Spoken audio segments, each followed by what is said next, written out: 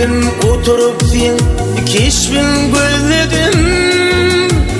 Ne üçün süyüğümü menden gizledim. Bil sağdan çalmasa senden cevap gelmesi.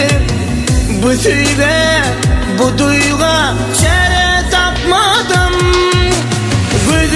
Gözlüğü men seni sordum, aylığı geçemdin. Sen nerede adım götürüyen yüreğimde. Gözlüğü men seni sordum, aylığı geçemdin. Sen nerede adım götürüyen yüreğimde.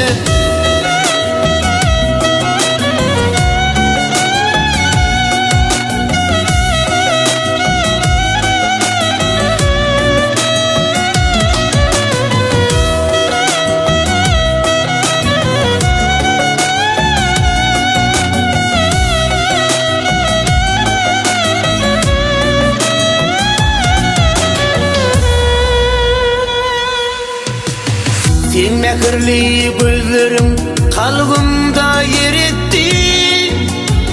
Şol bakışlar yüreğimde otlar yaktı. Ayda sana süyüğümü, yürekteki duygumu. Ayıma günüme seni demeyen. Gözlüğü men seni sordum, aylığı geçemdin. Sen nerede adım götürüyen yüreğimde. Gözlüğü men seni sordum, aylığı geçemdin. Sen nerede adım götürüyen yüreğimde.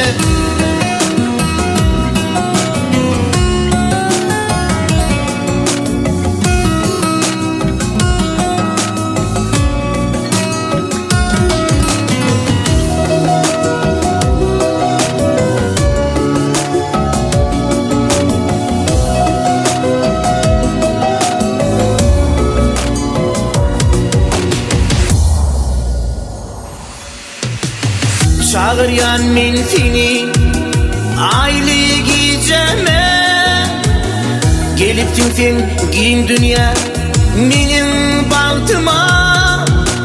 Damca yağıyan yağışa güler etti nağışa. Dinleyen men seni. Gözlüğü men seni sordum, aylığı geçemdin. Sen nerede adım götürüyen yüreğimde. Gözlüğü men seni sordum, aylığı geçemdin. Sen nerede adım götürüyen yüreğimde. Gözlüğü men seni sordum, aylığı geçemdin. Sen nerede adım götürüyen yüreğimde. Gözlüğü men seni sordum, aylığı